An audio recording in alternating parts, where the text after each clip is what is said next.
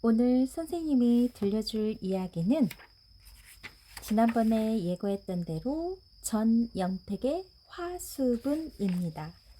화수분은 현대소설이죠. 단편소설, 사실주의 소설이에요. 가난한 부부의 비참한 삶과 어린 자식의 생명을 지키려는 고귀한 희생이 주제입니다. 일제강점기의 우리 민족 하층민의 삶을 이야기했어요. 인도주의적 성격을 갖고 있고 시간적 배경은 1920년대 어느 추운 겨울이에요. 공간적 배경으로는 서울 양평입니다. 1인칭 관찰자 시점, 1인칭 주인공 시점, 행랑 어멈 이야기 부분에서는 1인칭 주인공 시점이네요. 화수분 부부의 죽음 부분은 전지적 작가 시점에 의해서 작성됐습니다. 1925년 조선문단에 의해서 출전됐어요. 우리 인물에 대해서 한번 알아볼게요. 화수분, 부유한 집에서 자랐지만 결혼 후 가세가 몰락하여 나의 집에 와 행랑상의를 하게 된 인물로 성격이 온순하고 형제간의 우애가 깊으며 자식과 아내에 대한 애정이 강합니다. 어멈, 화수분의 아내를 말하자 착하고 순종적이며 말이 적어요. 귀동이, 옥분이 화수분의 딸들입니다. 못생기고 욕심 많고 고집이 쌤, 나. 작품의 화자로서 화수분이 빌려 사는 행랑집 주인, 화수분 내외에게 연민을 느끼지만 특별히 도와주는 것은 없으며 관찰자로만 나옵니다. 줄거리 한번 볼게요. 8단, 어느 추운 겨울밤 나는 행랑아범의 울음소리를 듣는다. 전개, 행랑아범이 우는 이유는 그가 없는 사이 그의 아내가 가난에 못 이겨 큰 딸을 남의 집에 수양딸로 주어버렸기 때문이다. 위기, 행랑아범은 양평에 사는 형이 발을 다쳐 농사일을 못하게 되었다는 편지를 받고 시골로 내려간다. 절정, 겨울이 되어도 남편에게 소식이 없자 그의 아내는 작은 딸을 얻고 남편을 찾아 길을 떠난다. 결말, 얼마 후 나는 동생 S에게 화수분과 그의 아내가 길에서 만났으나 추위에 얼어서 죽고 그의 딸은 지나가던 나무장수가 데리고 갔다는 소식을 전해 듣는다. 자, 조금 더 이야기해 줄게요. 이 소설은 가난한 한 일가의 비극적인 삶을 통해 일제 치하에서의 궁핍한 한국인의 삶을 사실적으로 보여주고 있어요. 가난한 상황에 대한 직접적인 묘사보다 1인칭 관찰자 시점을 통하여 화수분 내가 가난 속에서 겪는 고통과 비극을 더욱 객관적이고 사실적으로 느껴지게 하는 힘을 지녔죠. 여기에서 주목해야 할 것은 화수분이라는 주인공의 이름이자 제목이 내포하고 있어 반어성이 있어요. 화수분은 물건을 넣어두면 새끼를 쳐서 끝없이 나오는 보물단지라는 뜻으로 장자인 마령과 거부인 둘째 형의 이름과 더불어 자식이 부자로 살기를 바라는 부모의 염원이 담겨 있죠. 그러한 바람과 달리 그들의 삶이 한결같이 궁핍하고 힘겹기만 한다는 것이 바로 이 작품의 아이러니예요. 작가는 이런 반어적 표현을 통해 아무리 애써도 벗어날 길이 없는 사회 구조에 대한 문제를 의도적으로 제기하고 있어요. 그럼에도 불구하고 작가는 결말 부분에서 살아있는 딸의 모습을 통해 가난과 고통 속에서 더욱 따스하게 느껴지는 부모의 헌신적인 사랑, 더 나아가서는 인간애를 표현하였죠. 가난으로 인해 빚어진 한 가족의 비극적인 삶을 보여주고 있지만 그 내면에는 따스한 인간애와 생명에 대한 소망을 형상화시킨 작품입니다. 함께 읽으면 좋은 작품, 김유정의 땡볕. 1937년 여성지 2호로에 발표한 작품으로 일제시대 고향을 떠나 도시로 살 길을 찾아 나선 이농민 부부가 주인공이에요. 화수분과 마찬가지로 땅이 없어 고향에서도 살 수 없고 무지하고 순박하여 도시 생활에도 적응하지 못하는 이농민 부부의 모습을 통해 당시들처럼 삶의 터전을 잃고 유랑길에 오를 수밖에 없었던 우리 민족의 비참한 현실을 고발하고 있죠. 화수분에서 주인공 부부를 죽음으로 내몬 겨울의 혹한과 땡볕에서 주인공 덕순이 죽은 아내를 지게에 지고 걸어가며 고스란히 견뎌내야 했던 한 여름 폭염은 일제시대 우리 민족이 겪었던 모진 탄압과 시련을 의미합니다. 지금 들려준 이야기가 뭐라고요? 김유정의 땡볕. 화수분의 유래는 중국 진나라 시대 진시황이 만리장성을 쌓을 때 군사들을 시켜 황하에서 석회를 캐는 데 필요한 물을 길어다 구리로 만든 큰 동이에 붓게 했대요. 그런데 동이가 어찌나 큰지 한번 채우면 아무리 펐어도 없어지지를 않았다고 합니다. 그때 그 동이를 황화물을 채운 동이라는 뜻에서 화수분이라고 부른 것이 화수분으로 와전되어 전해졌다고 합니다. 하수분이라고 부른 것이 화수분으로 와전되어 전해졌다고 해요. 자, 전형되게 화수분 읽어줄게요. 첫 겨울, 추운 밤은 고요히 깊어간다. 뒤뜰창 바깥에 지나가는 사람 소리도 끊어지고 이따금 찬바람 부는 소리가 휙 우수수하고 바깥에 춥고 쓸쓸한 것을 알리면서 사람을 위협하는 듯하다. 만주노 호야 호야 길게 그리고도 힘없이 외치는 소리가 보지 않아도 추워서 수그리고 웅크리고 가는 듯한 사람이 몹시 처량하고 가엾어 보인다. 어린애들은 모두 잠들고 학교 다니는 아이들은 눈에 졸음이 잔뜩 몰려서 입으로만 소리를 내어 글을 읽는다. 나는 누워서 손만 내놓아 신문을 들고 소설을 보고 아내는 이불을 들쓰고 어린애 젖꼬리를 짚고 있다. 누가 우나? 일하던 아내가 말하였다. 아니야요. 그 절름발이가 지나가며 무슨 소리를 짓거리면서 그러나 보아요. 공부하던 애가 말한다. 우리들은 잠시 그 소리를 들으려고 귀를 기울였으나 다시 각각 하던 일을 계속하여 다시 주의도 하지 아니하였다. 그러다가 우리는 모두 잠이 들어버렸다. 나는 자다가 꿈결같이 으 하는 소리를 들었다. 잠깐 잠이 반쯤 깨었으나 다시 잠이 들었다. 잠이 들려고 하다가 또 깜짝 놀라서 깨었다. 그리고 아내에게 물었다. 저게 누가 울지 않소? 아범이구려. 나는 벌떡 일어나서 귀를 기울였다. 과연 아범의 우는 소리다. 어찌하여 우는가? 사내 아이가 어찌하여 우는가? 자기 시골서 무슨 슬픈 상사의 기별을 받았나? 무슨 원통한 일을 당하였나? 나는 생각하였다. 헐, 헐. 늦게 우는 소리를 들으면서 아내에게 물었다. 아범이 왜 울까? 글쎄요, 왜 울까요? 아범은 금년 9월에 그 아내와 어린 계집애 둘을 데리고 우리 집 행랑방에 들었다.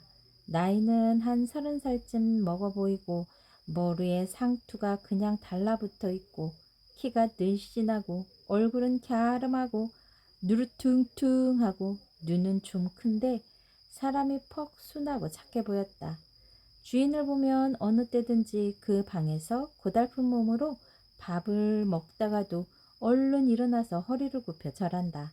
나는 그것이 너무 미안해서 그러지 말라고 이르려고 하면서 늘 그냥 지내었다. 그 아내는 키가 자그마하고 몸이 똥똥하고 이마가 좁고 항상 입을 다물고 아무 말이 없다. 적은 돈은 회개할 줄 알아도 원이나 백냥 넘은 돈은 회개할 줄을 모른다. 그리고 어멈은 날짜 회개할 줄을 모른다. 그러기에 저 낳은 아이들의 생일을 아범이 그 전날 내일이 생일이라고 일러주지 않으면 모른다고 한다. 그러나 결코 속일 줄은 모르고 무슨 일이든지 하라는 대로 하기는 하나 얼른 대답을 시원히 하지 않고 꾸물꾸물 오래하는 것이 흠이다. 그래도 아침에는 일찍이 일어나서 기름을 발라 머리를 곱게 빗고 빨간 댕기를 들여 쪽을 찌고 나온다. 그들에게는 지금 입고 있는 단벌 호독과 조그만 남비 하나밖에 아무것도 없다. 세간도 없고 물론 입을 옷도 없고 덮을 이부자리도 없고 밥 담아 먹을 그릇도 없고 먹을 숟가락 한 개 없다.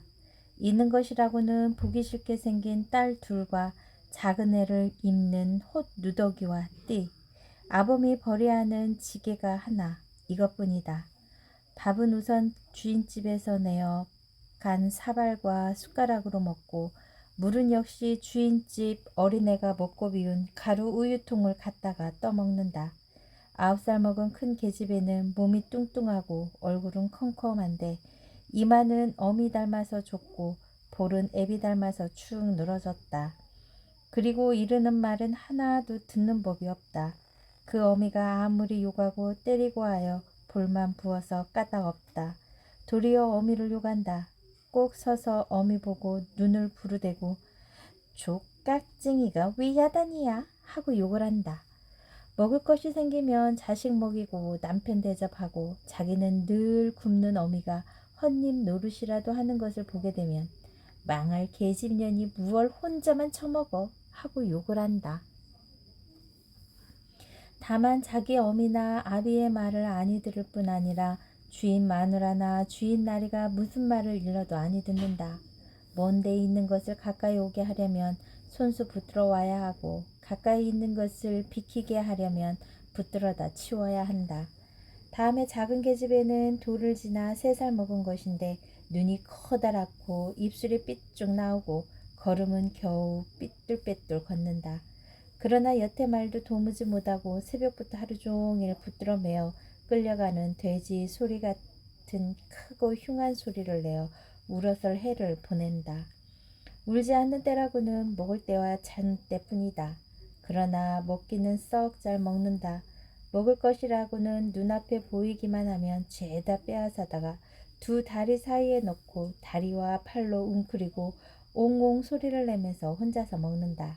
그렇게 심술 사나운 큰 계집애도 다 빼앗기고 쉽게 무엇을 하지 못해서 얻어먹지 못한다. 이렇기 때문에 작은 것은 늘 어미 뒷전등에 엎여있다.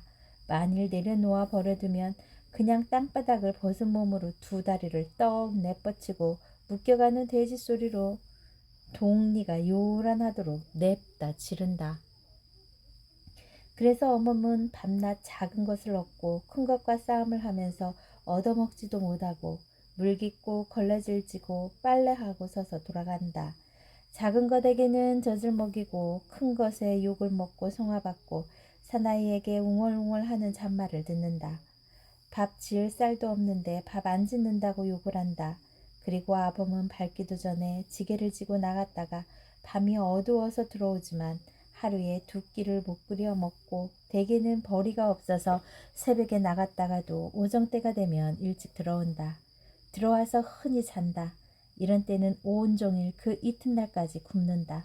그때마다 말 없던 어머니 옹알옹알 바가지 긁는 소리가 들린다. 어멈이 그 애들 때문에 그렇게 애쓰고 그들의 살림이 그렇게 어려운 것을 보고 나는 이따금 이렇게 생각하였다. 아내에게 말도 한다. 저 애들을 누구를 죽이나 하지. 위에 말한 것은 아범과 그 식구의 대강의 정령이다. 그러나 밤중에 그렇게 섭게 운 까닭은 무엇인가? 그 이튿날 아침이다. 마침 일요일이기 때문에 내게는 한가한 틈이 있어서 어멈에게서 그 내용을 들을 기회가 있었다. 지난밤에 아범이 왜 그렇게 울었나? 하는 아내의 말에 어멈의 대답은 대강 이러하였다.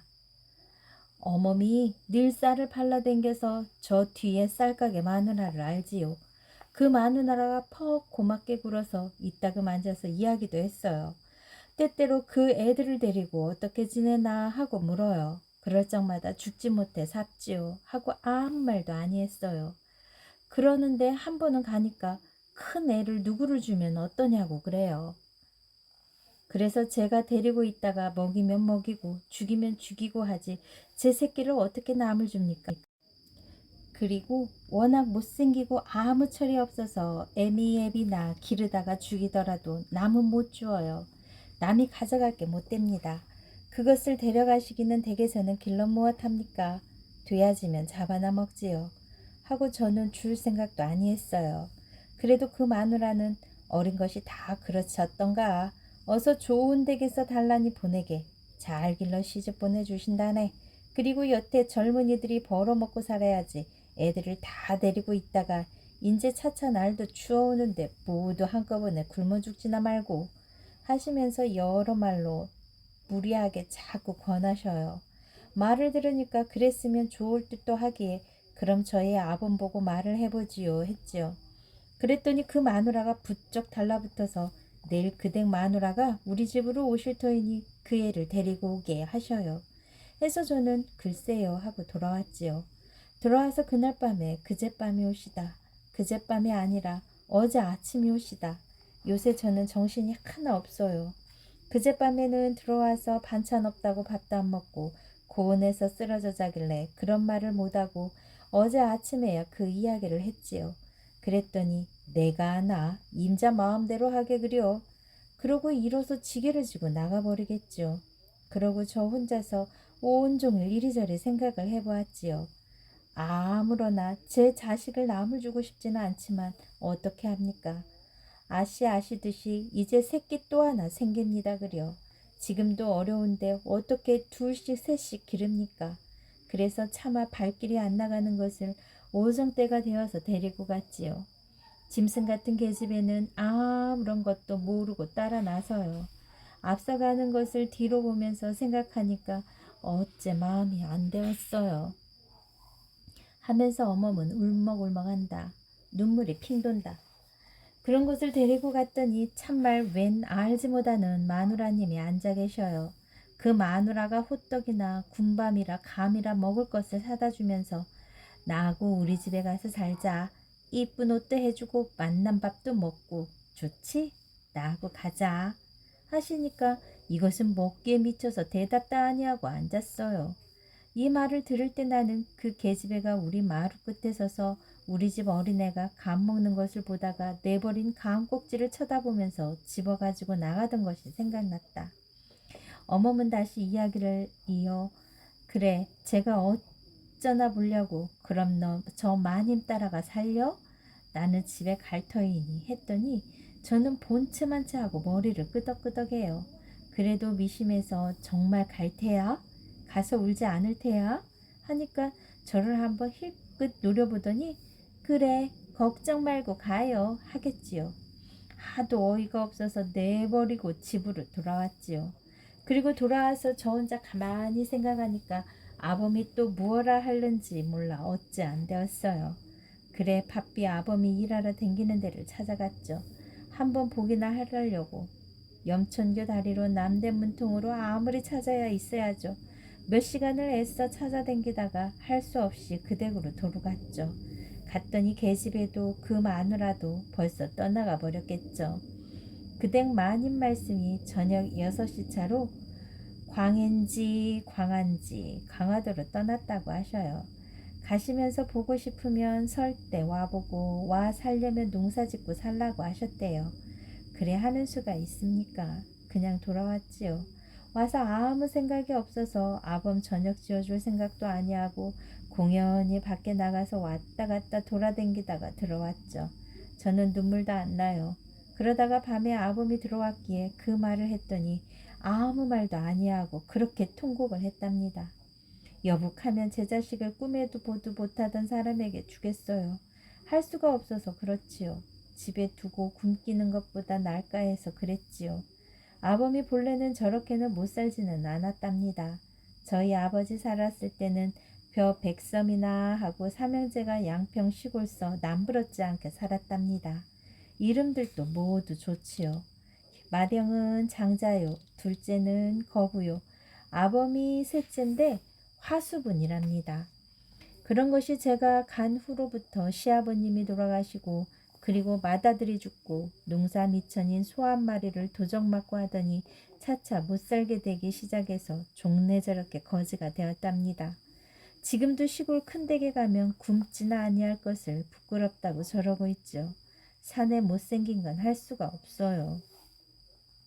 우리는 이제야 비로소 아범이 어제 울던 까닭을 알았고 이때 나는 비로소 아범의 이름이 화수분인 것을 알았고 양평 사람인 줄도 알았다. 그런지 며칠이 지난 어느 날 아침이다. 화수분은 새 옷을 입고 갓을 쓰고 길 떠날 행장을 차리고 안으로 들어온다. 그것을 보니까 지난밤에 아내에게서 들은 말이 생각난다. 시골 있는 형 거부가 일하다가 발을 다쳐서 일을 못하고 누워있기 때문에 가뜩이나 흉년인데다 일을 못해서 모두 굶어 죽을 지경이니 아범을 오라고 하니 가보아야 하겠다는 말을 듣고 나는 가봐야겠군 하니까 아내는 김장이나 해놓고 가야 할 터인데 하기에 글쎄 그럼 그렇게 이르지 한 일이 있었다. 아범은 뜰에서 허리를 한번 굽히고 말한다. 날이 댕겨오겠습니다. 제 형이 일하다가 도끼로 발을 찍어서 일을 못하고 누웠다니까 가봐야겠습니다. 가서 추수나 해주고는 곧 오겠습니다. 거저 나리땡만 믿고 갑니다. 나는 어떻게 대답했으면 좋을지 몰라서 잘 댕겨오게 하였다. 아범은 다시 한번 절을 하고 안녕히 계십시오 하면서 돌아서 나갔다. 저렇게 내버리고 가면 어떡합니까? 우리도 살기 어려운데 어떻게 불 떼주고 먹이고 입히고 할 테요? 그렇게 곧 오겠소? 이렇게 걱정하는 아내의 말을 듣고 나는 바삐 나가서 화수분을 불러서 곧 댕겨오게 겨울을 나서는 안 되네 하였다. 아, 곧 댕겨옵죠.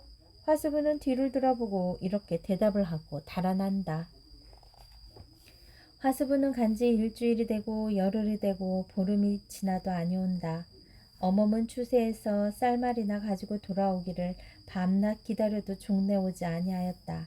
긴장때가 다 지나고 입동이 지나고 정말 추운 겨울이 되었다.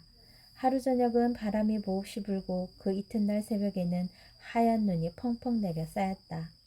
아침에 어멈이 들어와서 화수분의 동네 이름과 번지 쓴 종이 조각을 내어놓으면서 오지 않으면 제가 가겠다고 편지를 써달라고 하기에 곧 써서 부처까지 주었다. 그 다음 날부터는 며칠 동안 날이 풀려서 꽤 따뜻하였다. 그래도 화수분의 소식은 없다. 어멈은 본래 어린애가 딸려서 일을 잘 못하는 데다가 다리병이 있어 다리를 잘 못 쓰고 더구나 며칠 전에 손가락을 다쳐서 일을 하지 못하는 것을 퍽 미안하게 생각한다. 그리고 추운 겨울에 혼자 살아갈 길이 막연하여 종래 아범을 따라 시골로 가기로 결심을 한 모양이다. 아씨, 그만 시골로 가겠습니다. 몇 년이나 되나? 몇 년지 사나이들이 일찍 떠나면 하루에 간다고 해도 저는 이틀에나 겨우 갈걸요. 혼자 가겠나? 물어가면 가기야 가지요.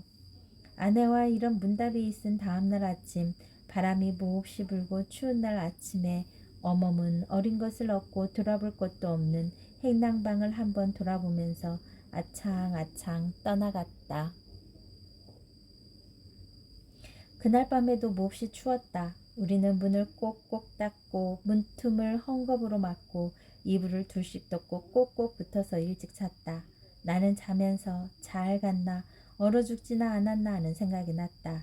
화수분도 가고 어멈도 하나 남은 어린 것을 얻고 간 뒤에는 대문가는 깨끗해지고 시커먼 행랑방 방문은 닫혀 있었다. 그리고 우리 집에는 다시 행랑 사람도 안 들이고 식모도 아니 두었다. 그래서 몹시 추운 날 아내는 손수 어린 것을 등에 지고 이웃집의 우물에 가서 배추와 물을 씻어서 김장을 대강하였다. 아내는 혼자서 김장을 하면서 눈물을 흘리고 어멈 생각을 하였다. 김장을 다 마친 어떤 날 추위가 풀려서 따뜻한 날 오후에 동대문 밖에 출가에 사는 동생 S가 오래간만에 놀러왔다. S에게 비로소 화수분의 소식을 듣고 우리는 놀랐다. 우리는 본래 S의 시댁에서 천거에 보낸 것이다. 그 소식은 대강 이렇다. 화수분이 시골 간 후에 형 거부는 꼼짝 못하고 누워 있었기 때문에 형 대신 겸 두 사람의 일을 하다가 몸이 지쳐 몸살이 나서 넘어졌다. 열이 몹시 나서 정신없이 앓았다. 정신없이 앓으면서도 기동이 서울 강화 사람에게 준 큰 계집애를 부르고 늘 울었다. 기동아, 기동아 어딜 갔니? 잘 있니? 그러다가는 흐득흐득 느끼면서 그렇게 먹고 싶어하는 사탕 하나를 못 사주고 연시 하나 못 사주고 하고 소리를 내어 어이어이 운다.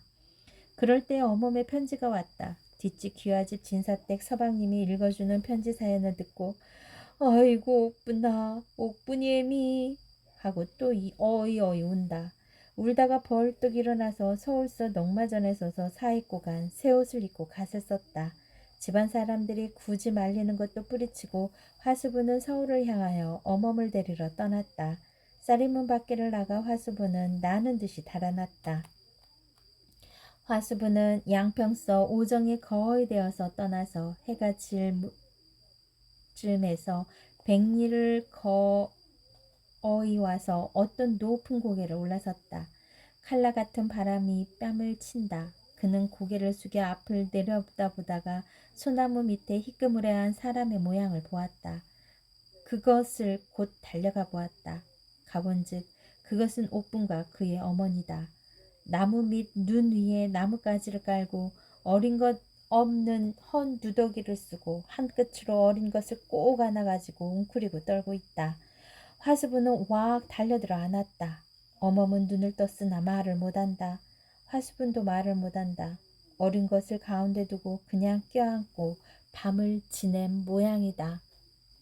이튿날 아침에 나무장수가 지나가다 그 고개에 젊은 남녀가 껴안은 시체와 그 가운데 아직 막 자다 깬 어린애가 등에 따뜻한 햇볕을 받고 앉아서 시체를 툭툭 치고 있는 것을 발견하여 어린 것만 소에 싣고 갔다. 와, 어떤가요? 정말 슬픈 소설이네요. 화수분. 이 작품은 액자소설로 앞부분과 뒷부분을 1인칭 관찰자 시점으로 서술하고 있어요. 1인칭 관찰자 시점으로 서술할 때 얻을 수 있는 효과는 무엇일까요? 화수분 내가 가난 속에서 겪는 고통과 비극을 더욱 객관적이고 사실적으로 느낄 수 있게 해준다입니다. 화수분이라는 이름이 상징하는 바는 무엇이라고 했죠? 화수분은 안에 어떤 물건을 넣어두면 자꾸 새끼를 쳐서 끝없이 계속 나오는 보배의 그릇으로 재물이 자꾸 생겨서 아무리 써도 줄지 않음을 의미한다고 했죠. 부모가 이것을 자식의 이름으로 쓴 것은 자식이 부유하게 살기를 바라는 간절한 소망의 표현이기도 합니다. 이 작품은 일제시대 하층민들의 비참한 삶을 보여주고 있지만 그 결말에 있어서는 신경향파 작가들의 작품들과 전혀 다른 양상을 보여주고 있어요. 어떤 점이 다른지 설명해 줄게요. 신경향파 작가들은 하층민들의 비참한 삶을 보여주다가 결말에 가서 대부분 살인, 방화 등으로 끝을 맺어요. 그러나 화수부는 비참한 현실을 그들처럼 분노와 절망의 감정으로 대응하지 않고 부모의 헌신적인 사랑에 의해 생명을 구한 화수분의 딸을 나무장사가 구해서 데려가는 따뜻한 인간애와 함께 새로운 희망을 제시하고 있죠. 이게 바로 신경향파 작가들과 작품이 다른 거예요. 자, 일제시대 때 하층민들의 비참한 삶을 보여주고 있는 화수분. 지금 시대의 여러분들은 정말 행복한 삶을 살고 있죠? 선생님도 역시 이 시대에 태어났다면 어땠을까? 생각만 해도 정말 진저리가 쳐지는데요. 요즘처럼 먹고 살기 편한 시대, 여러분들은 곰곰이 생각해 봤으면 좋겠어요. 지금 현재 있는 위치에서 여러분들이 후회하지 않고 잘 살 수 있기를 응원합니다. 여러분이 진정으로 하고 싶은 일이 무엇인가 한번 곰곰이 생각해 보세요. 여러분의 꿈 응원합니다. 꼭 이루는 여러분이 되었으면 좋겠네요.